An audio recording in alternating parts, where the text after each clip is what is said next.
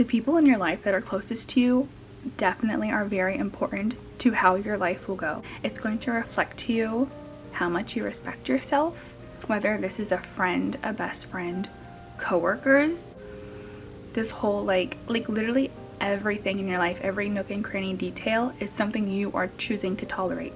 You're either choosing to tolerate the workplace, you're choosing to tolerate the coworkers, you're choosing to tolerate the boyfriend, the girlfriend, you're choosing to tolerate the best friend, you're choosing to tolerate the best friend and the shitty boyfriend she chooses to keep around her.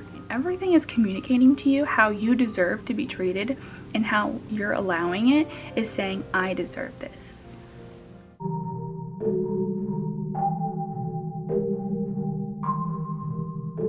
Today I wanted to discuss a bunch of things that I think are very important for navigating life and just filtering out things that just don't serve you. I can see why I struggled so much in my life, and it's just because I hate to like throw the word boundaries around because it's so watered down now, but I just didn't realize how much I was tolerating in life, and I was really going through it because of the people around me that I allowed around me.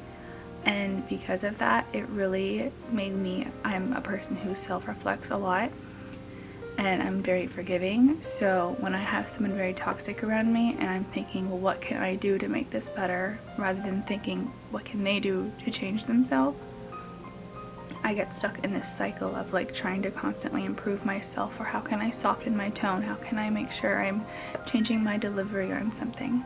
Because if they don't understand, then it's my fault that I'm not explaining it well enough for them, rather than they know what they're doing and you need to cut them off. So, alright, so starting off with this quote, I found, this is one of the marks of a truly safe person. They are confrontable. Okay, the fact that it took me so long to realize, like, it's not my problem because I'm confronting someone, it's their problem for not being able to take it into consideration. So I think safe people can be confronted. The new friends I have now, I confronted them when something happened and immediately it was taken into consideration. Not even like saying like, oh, well, this person has to apologize, because two things can be true at once, but to at least give me room to share my feelings and like, okay, this is how you made me feel, whether it was your intention or not, this is how I felt and it hurt me.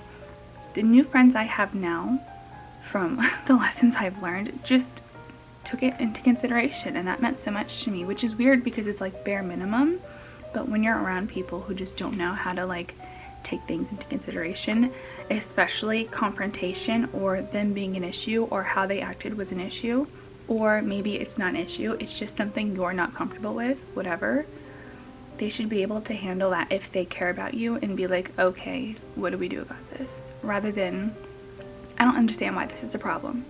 I don't understand why you're talking to me like that. Why do we have to talk about this right now? Because if you want to keep me in your life, we're going to talk about this right now. So yes, if you have someone in your life and they just, you can't confront them, or you feel like, oh, you have to prep yourself or like work up the courage to confront them, that's a sign that that's not someone you need to have in your life. Because the good friends I have around me, they don't make me feel uncomfortable or stupid or make me feel small or sensitive because I went up to them with a problem, or maybe just like a feeling that was off and I want to like have reassurance. And a freaking another thing, there is nothing wrong about either wanting reassurance or just wanting the truth. Don't waste my time. If I'm talking to you about something and you're like, you want reassurance? I want the truth. Don't waste my time. Another quote, I think that was in the transition of the old friends, the negative friends, the low value friends, the things I tolerated because of my wounds and my lack of self-esteem. Even though it's hard to put into words, because yes, I did have a self-esteem, but you can still be surrounded by bad friends, because from my mindset, I'm always forgiving, because I'm like, you know, people are people, but now I'm like, people know what they're doing. Like, I wouldn't do that to you. And if I did do that to you, it would be a problem, but you're doing it to me and it's okay. It's not. You. Oh my god. I think the stress of the camera being on me makes me blind. So this quote says, "Your greatest test will be how you handle people who mishandle you." The people in your life that are closest to you definitely are very important to how your life will go. The people closest to you will reflect to you where you're going to end up in life. It's going to reflect to you how much you respect yourself, whether this is a friend, a best friend, coworkers. And yes, I know you can't change or control coworkers because you can't pick and choose, but what you can do is quit the job and find somewhere else to work. The universe is neutral, so if you think you're deserving negative things, you'll constantly be in a life where you're surrounded by that negative crap until you like just wake up one day and go, I don't deserve this. I don't deserve to be treated like this. I don't treat you like this.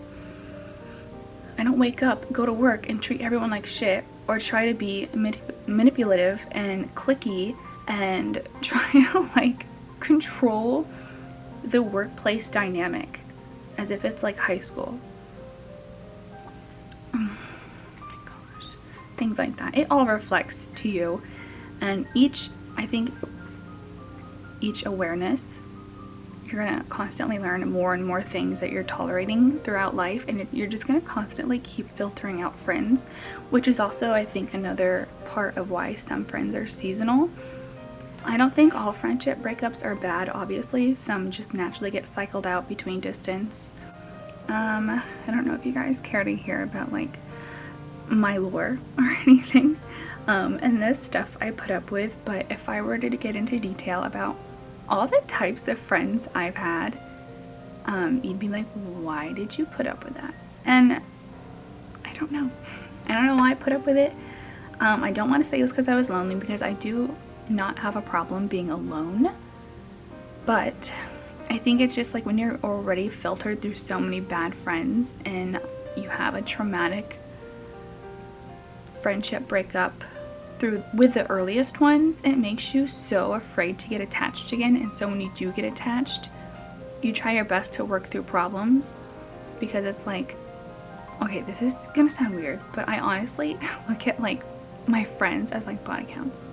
Like, how many friends do I have to go through to find the right one? And I never realized that, like, of course it's gonna be hard to come by good friends, because not everyone has integrity. Integrity is like a very valuable thing to have, and not everyone has it. So of course you're going to be cycling through so many friends, because a lot more people are going to be low value, dishonest, toxic, manipulative people. It's so much easier to come by that, which is why you feel like you're constantly surrounded by either just the wrong person or you're just the outcast yourself, because you're taking the exterior and thinking it's a reflection of you, and sometimes it's not. But if you will allow it to stay in your life, then it is a reflection of what you think you deserve.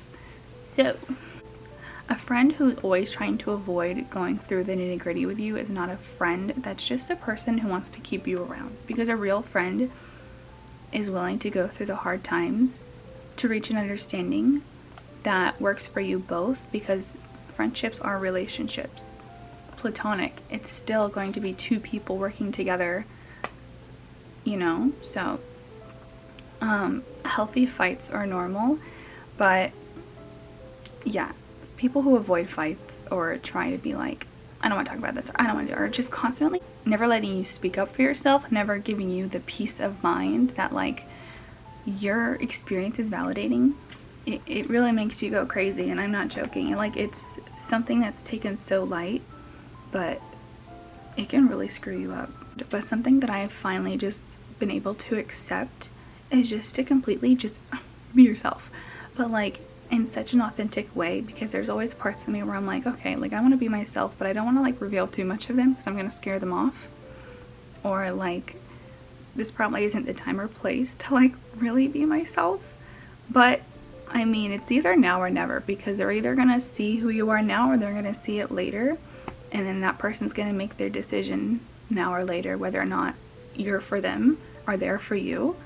So literally be unpolished and messy, because why are we hiding ourselves? And I seriously mean like to the most extreme, unfiltered version of ourselves. I think another thing, it's not a quote, but something it makes me think of like going through friends is that I will cut you off. And not just like you make a mistake. I definitely know that like toxic people will hear that and think, oh, like I can't make mistakes. Obviously, someone with critical thinking skills knows that like I'm gonna give you chances. I'm not gonna give you a pass to disrespect me. There's a difference. So yeah, I cut people off when I realized like the pattern's not changing. And I did have a close friend that I was in denial for the longest time. I was in denial for so long because I was like, maybe it's me. Maybe I didn't communicate better. Maybe I should reword this better so she'll understand more. She's not fucking stupid. She knows what she's doing. And she's not taking accountability. And I still fucking fell for that shit. Because, of course, it's like old habits die hard. And, you know, I always just I want to see the best in people, and I want to see people thrive. So when people make mistakes, I like don't hold it against them because people are human, but that's if I don't hold it against you, then you're gonna screw me over. So either I screw you over by just not allowing you to screw me over, or I screw myself over. So I say cut people off, and I hate this whole like light feminine energy of like, you need to properly express to them. Why are we coddling people? You don't need to coddle anyone. They chose to treat you a certain way. You can do whatever, however, express, however, move, however you want after that. When they make their peace treating you one way, you make your peace by either literally ghosting them and throwing hands if you have to. I mean, at this point, they're just asking for it. Like, I'm so sick of the disrespect. And oh my god, so something happened in my life and this person was disrespecting me for the longest time, and I mean like humiliating me, like that scene from the Kardashians where Kim is talking about Khloe getting back with Tristan or something, and she's like, he humiliated her, he, I think, said dogged the shit out of her or whatever the quote was, and it's just basically like rekindling a relationship that just humiliated you. And that's what I did because like Khloe, I look for the best in people. I try to like coddle people because I'm like, maybe they just don't know what they're doing. They know. And I had like done something, I just knew something inside me was like, don't do it, don't talk to this person, they're not good for you, it's not healthy. And I just got sucked right back in. And the freaking day I got sucked right back into that old dynamic, this quote came up on my Pinterest. I swear Pinterest makes me feel schizophrenic because it always knows what's going through my life. Anyways, the quote says, you disrespect yourself when you rekindle a relationship that humiliated you. Like, obviously. But for some reason, I was like, well, maybe if I give her one more chance. Maybe if I just say it better one more time. Maybe if I just say it a little slower. Like, let's be so for real right now. So yeah, you disrespect yourself when you allow people that you already tried to cut off come back into your life just to do the same thing again. Which is what happened. I was like, how many times? When will I learn? It's embarrassing. I mean, same thing with relationships. I mean, you rekindle a relationship with an ex. Yeah. Why did you think it ended in the first place? Like, oh, okay. And another thing that this year has taught me. So I think I was always someone who's like a people pleaser in the sense of like, I don't want to rock the boat. I don't want to stress no one out. I don't want anyone to feel uncomfortable. I don't want to make someone feel a type of way about me. I literally want to be not perceived at all. I'm not even here. Because the last thing I want to do is feel like an outcast again, or get bullied again, or like something that takes me back to like elementary school or middle school or high school, where it's just like shunned, you know, isolated. And so because of that, I became a person who was willing to do anything and everything to make someone happy. But what do we know about that? You give someone an inch, they take a mile. No matter what you do, you could, there's a quote that's like saying like, if you were to like lay flat, let someone walk all over you, they'd complain you're not flat enough or something. And stuff like that just makes you go like, what am I doing? I need to wake up and stop trying to please people. For what reason? Because it's not making my life any better like I thought it was. Because you don't even have to tell a people pleaser what you want from them. They already know. They already know exactly what they need to be for you to be comfortable, or to please you, or to satisfy you. Whatever. It's like a slave or something to you. And I just was like, you know, I need to stop jumping the gun and trying to assume that someone has a problem with me. So if people have a problem with me, they're gonna have to come talk to me, because until then I'm not doing anything to change myself anymore. I'm not gonna sit here and wait around. And then yeah, so this quote on my Pinterest says, "Until you address me directly, you do not have an issue with me, you have an issue with yourself." Very important, because I'm not gonna sit here and try to walk around on eggshells, or try to like be on the edge of anticipation 24/7, as I'm already anxious enough and I already have anxiety. The last thing I need to do is be worrying about what I need to do to fix it myself that you didn't communicate yet, but I can sense something's off right now in the room.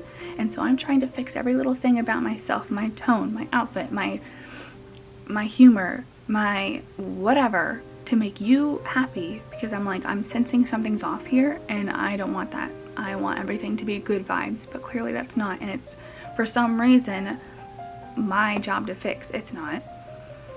So I think people got mad because maybe they somewhat got a little bit of the version of myself that was willing to do anything and everything to make everyone happy, and then I was in that transition and they probably stopped seeing that, and they're like, oh, she's not pleasing me anymore. She's not doing what I want her to do anymore. She's not waiting on my beck and call.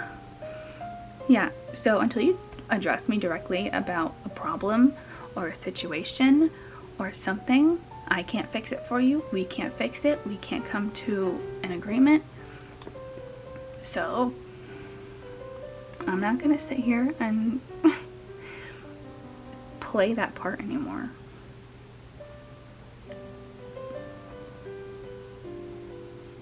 Oh, okay. A recent quote that I feel is so important. Hopefully it helps like awaken something in you, or like you get like an epiphany. It's not like that crazy out of this world concept, but I just think if I say it, it'll be like, oh yeah, what am I doing?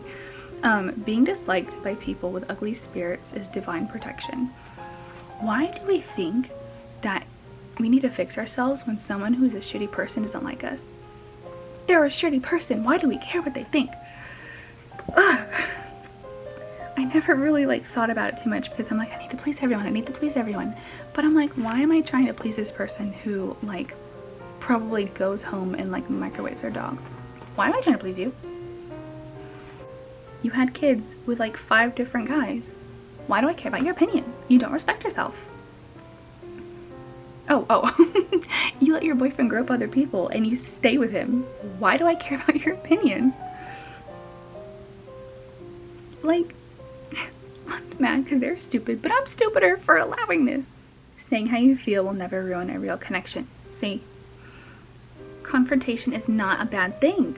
Why do we think it is as a people pleaser? Because we're trained from whatever trauma. It can either be from a young age, or maybe for some other people it just happened to be just a really bad relationship, friendship or relationship, that just made them think, I never want to experience that again. I never want to go through that again. I never want to piss someone off like that again. I never want to experience something like that again.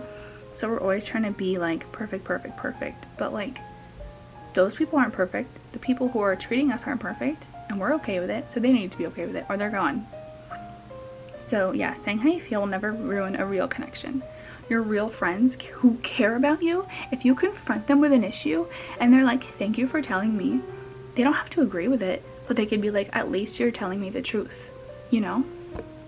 They could be like, I don't agree with it, but you know, what can we do to make sure that like we're both happy here and we're both having a good time? That's all that matters. I'm getting so irritated.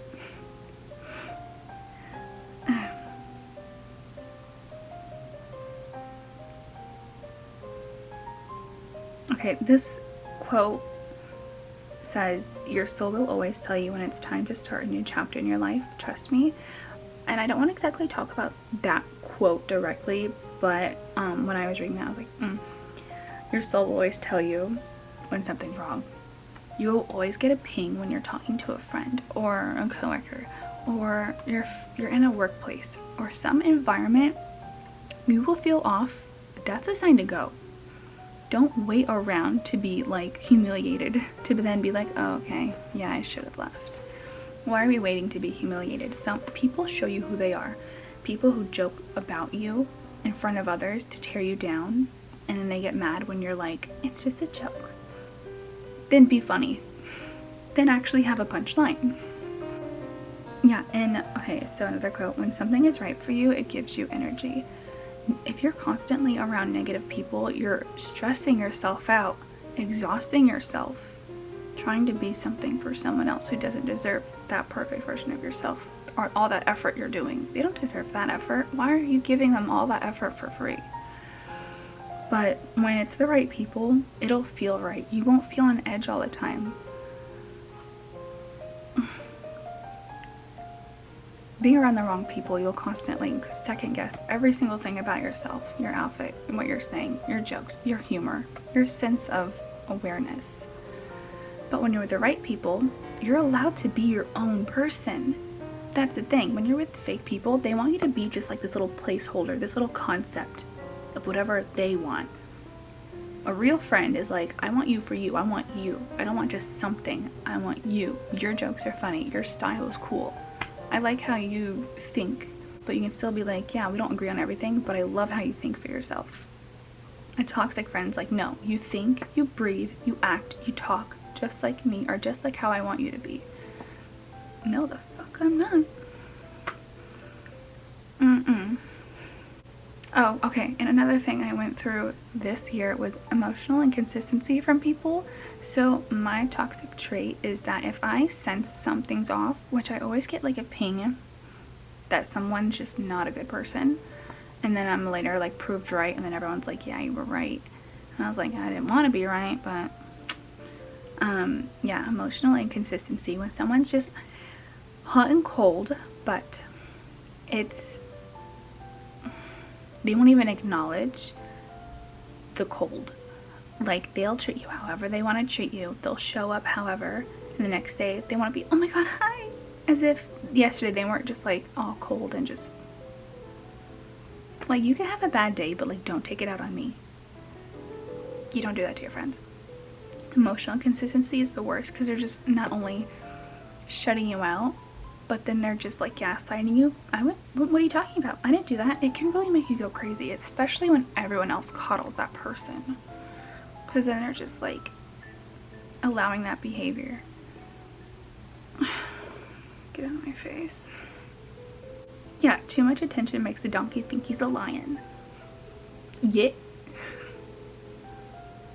And yeah, if you're going through a period of isolation, you just have to like repeat to yourself that staying aligned with your own energy, let people meet you there. Stop lowering yourself to meet people.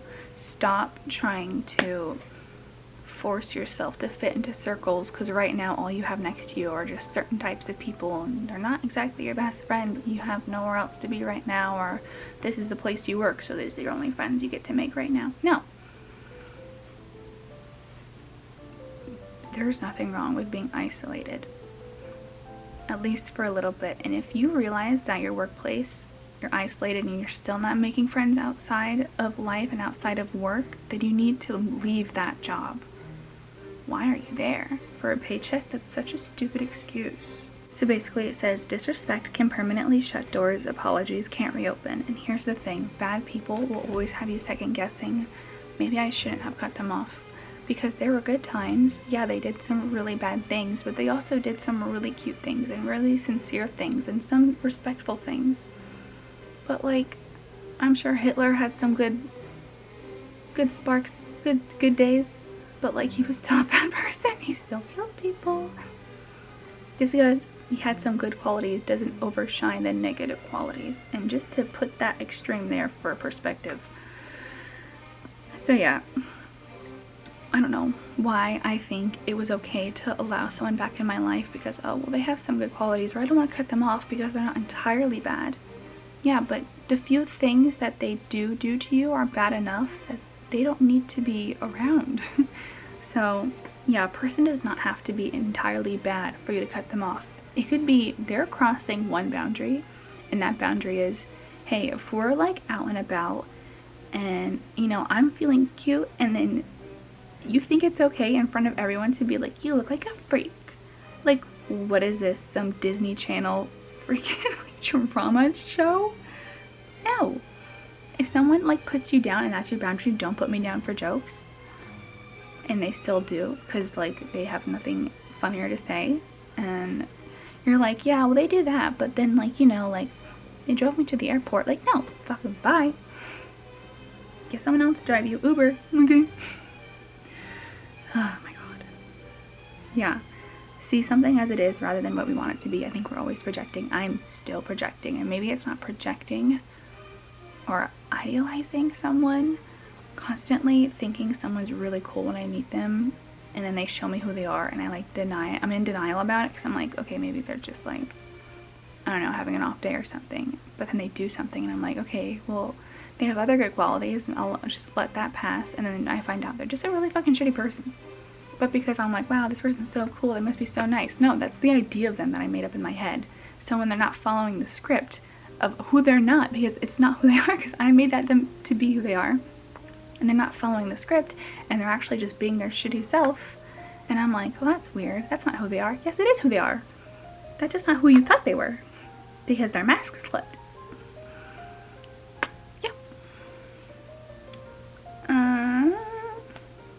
Yeah, and I think we all know, I mean, I don't think I really have to get into it. Women who prioritize men or look for their validation are never going to be a good friend. Obviously.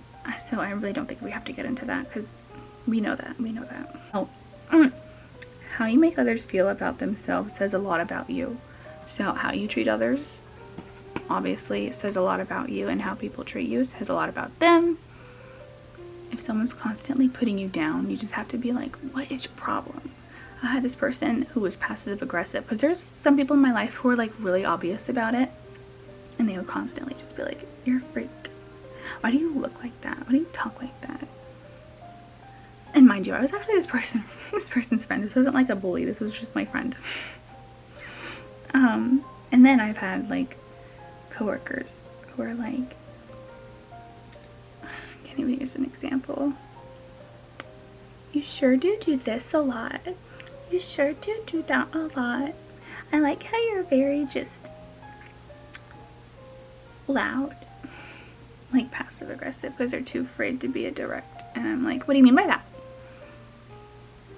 Why are you saying that? Why do you care? Be direct. Be so direct. Because what are they going to do? They're going to shit their pants. Because they're afraid of you. Because they're used to you being quiet. So when you finally be like, what does that mean? Why did you say that? Why do you think it was okay to talk to me like that? They're going to be like,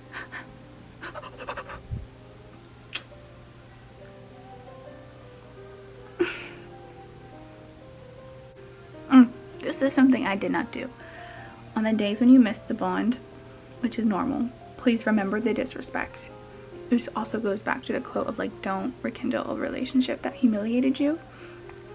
Because we rekindle it because we're like, oh, there were good times. Yeah, but there are also bad times too. Remember the disrespect. And I think that also, wrapping this up, that basically I think was what finally helped me get over not just a reoccurring nightmare of like almost like my toxic addiction, because I was bonded to something so unhealthily, maybe in like a codependent way, but I mean, I don't know, I couldn't help it, it's just who I was. And I was like, well, they had good times, and I would rekindle it because I'm like, oh,